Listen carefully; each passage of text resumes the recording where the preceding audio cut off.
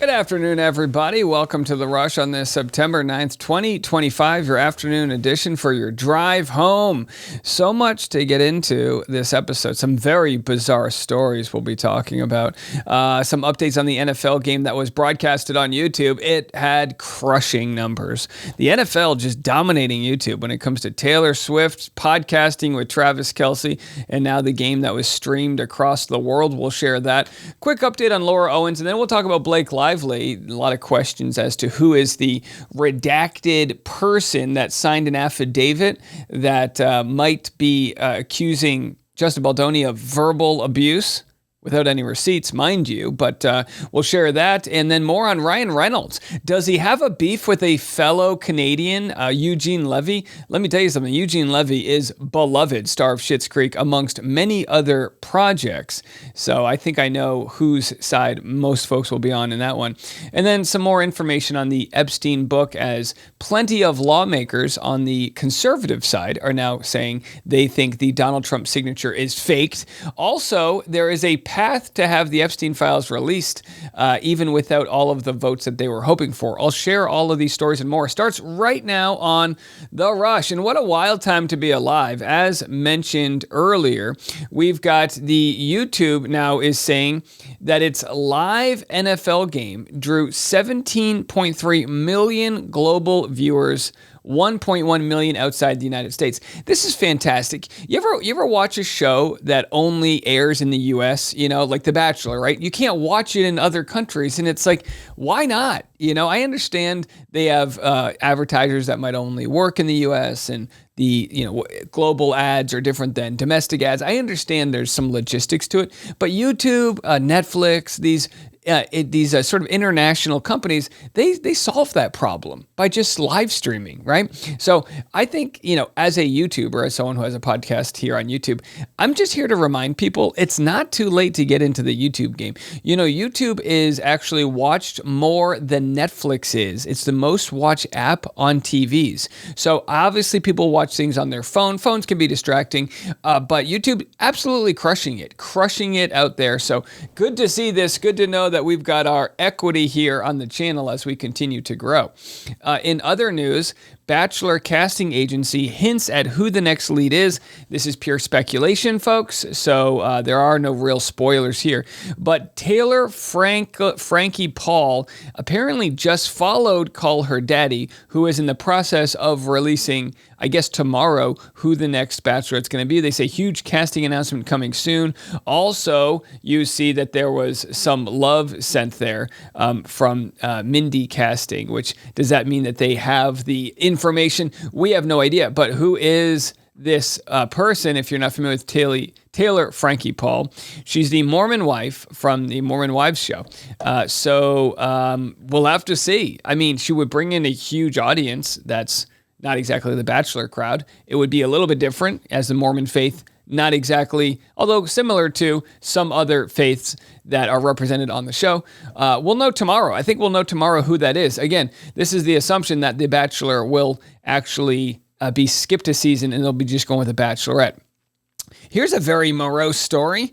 A hacked up body was found in an impounded Tesla, which is linked to the singer named David. Law enforcement sources tell TMZ the body found in the Tesla was chopped up and heavily decomposed. The medical examiner will determine the exact cause of death.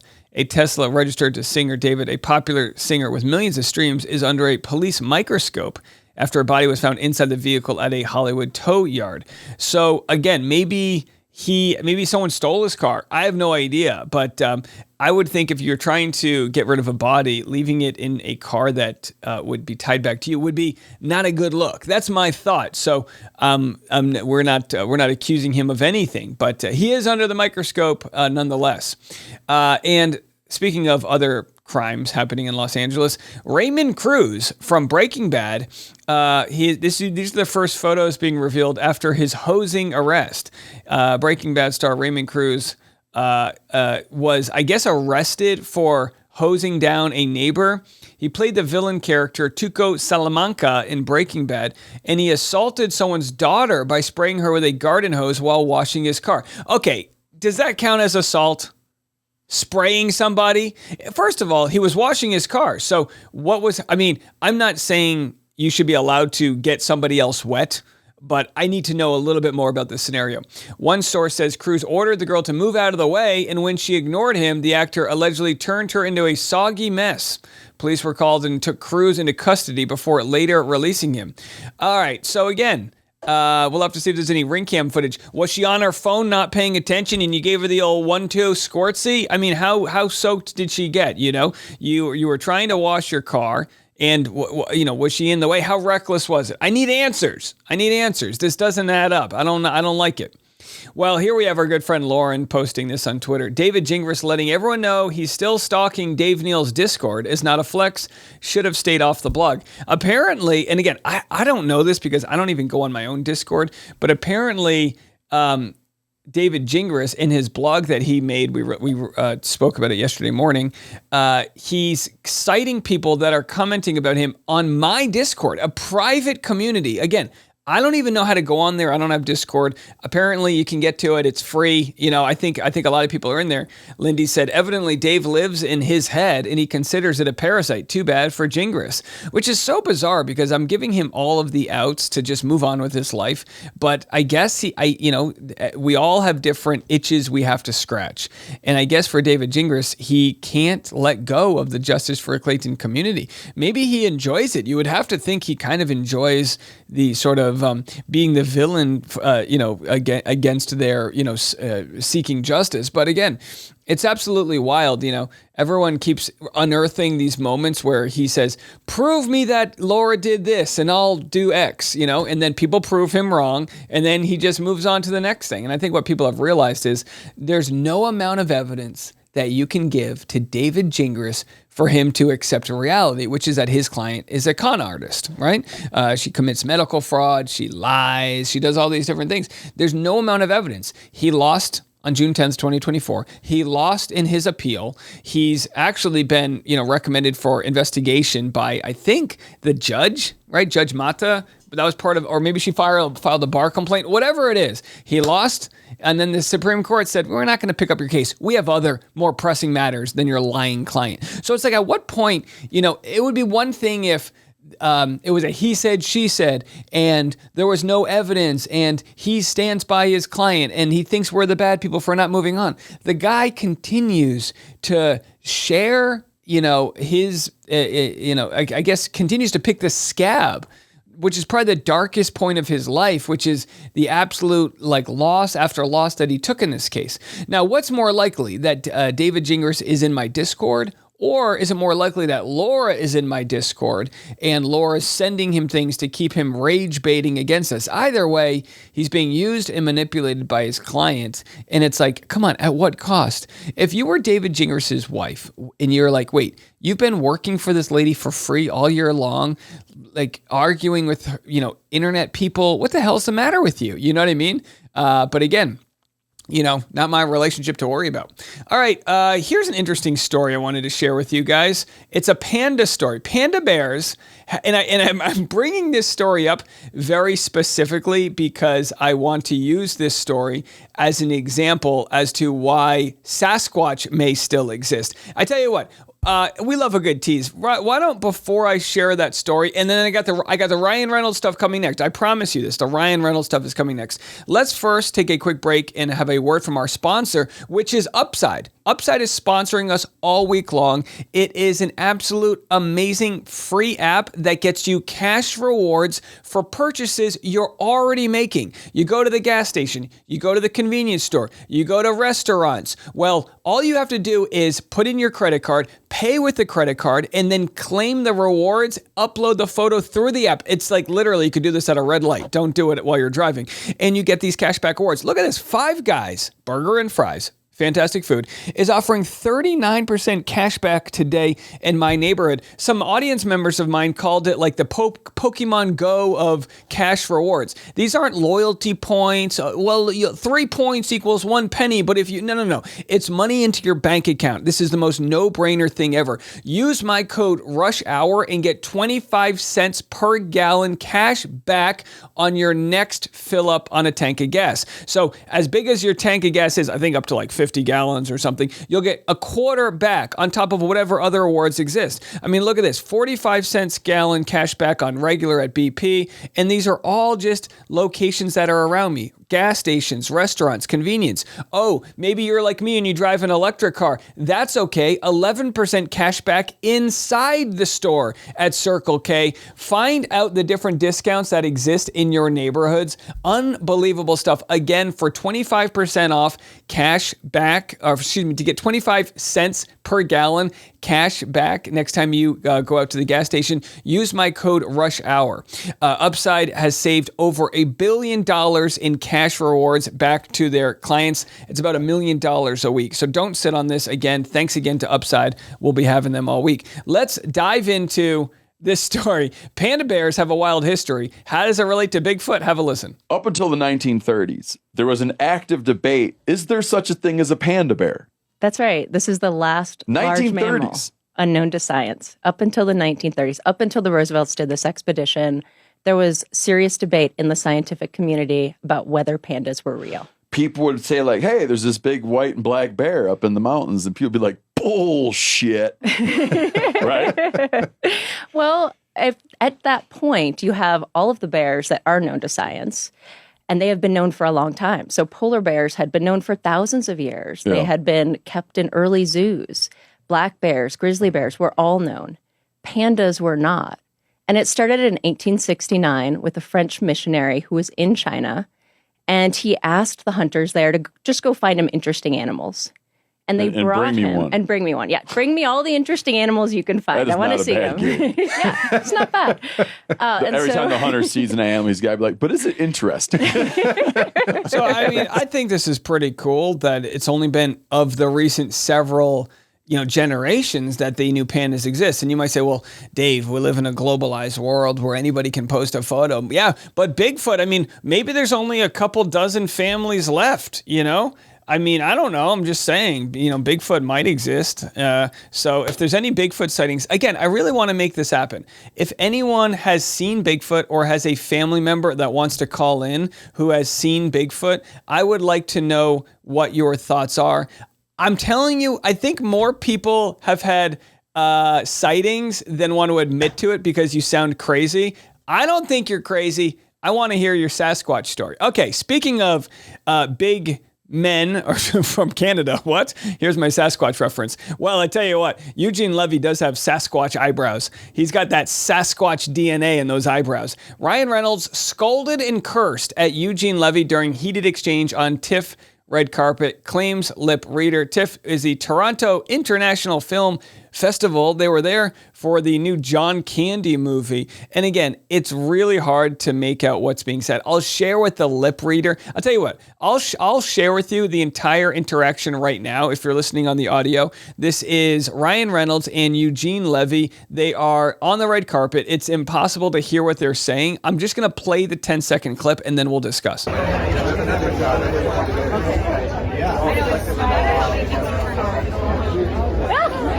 Now, you can't see that if you're listening to the audio, but it looked like Eugene Levy was going for the fist bump with Ryan Reynolds, and then Ryan Reynolds gives him a tug on his arm to maybe say, maybe they're buddies, chumming it up. I don't know how these Canadians, are they all friends? But let's go to what the lip reader had to say. Again, I know this might be a stretch, so get your yoga pants on.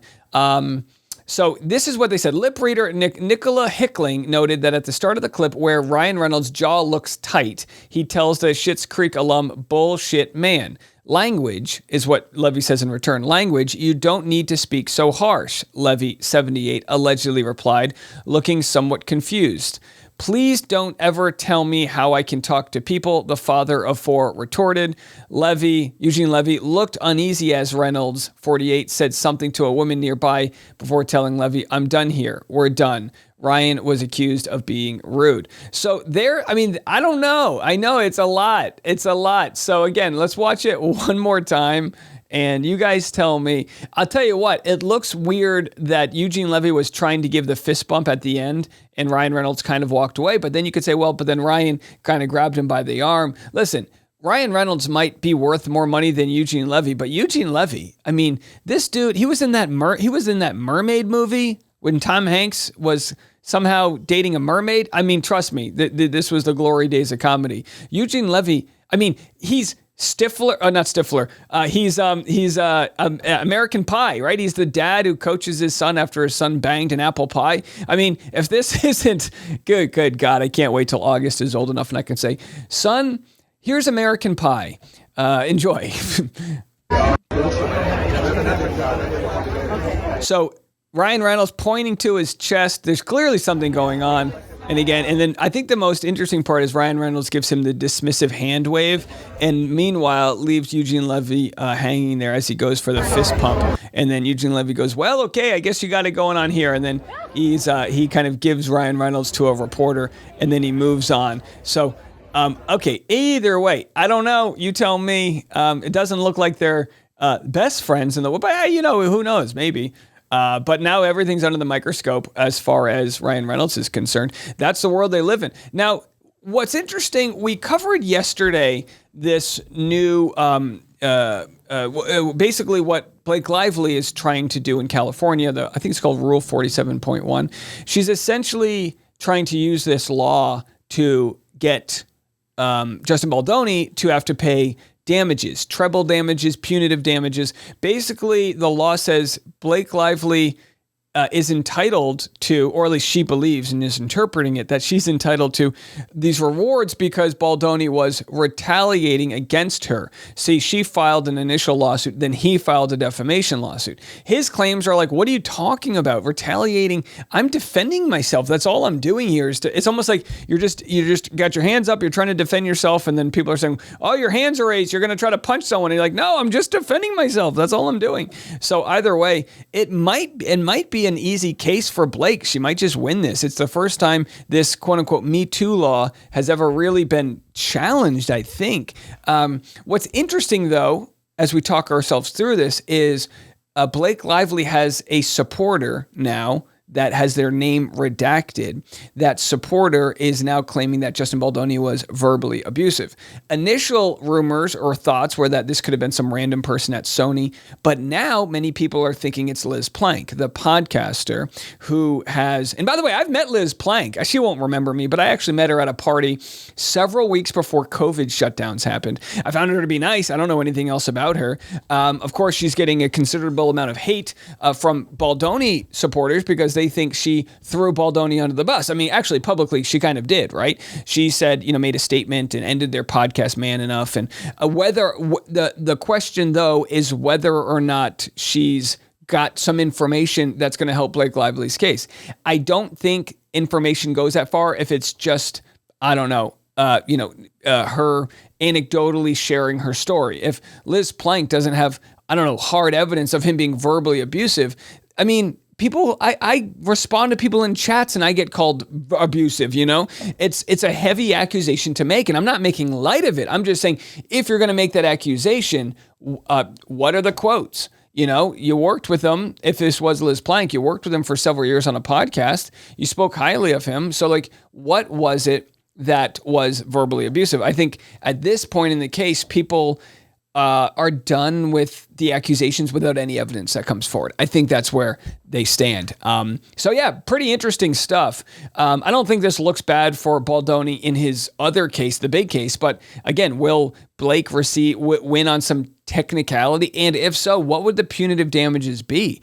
Punitive damages, that's to set Baldoni and Wayfarer straight, to say, we think you did this erroneously, so this is to encourage you to never do it again. That would be wild. It would be wild for him to have to pay those legal fees when, his case was dismissed, but it's not without some merit. It's not like he just randomly sued somebody for no reason whatsoever. He sued her for defamation, and it didn't hold up to the threshold, not because there was basically because Baldoni couldn't sue her for defamation because the claims that she made, she did so through the, whatever the complaint process was for filing a complaint, right? She did it through that system where it's protected. So if she didn't do it through a system that was protected, if she, say, made those claims on a blog, maybe he would have a case, but it was dismissed. So we'll have to see if he has to foot the bill. All right, coming up next, we're going to dive into some of the wild stories that are happening here regarding Epstein files, wild stories regarding, I mean, it's just insane. There's such insane things happening. Israel bombed a building in Qatar today. Is this going to lead to a retaliation? Fighting in the Middle East? What the hell's going on? I got these stories coming next.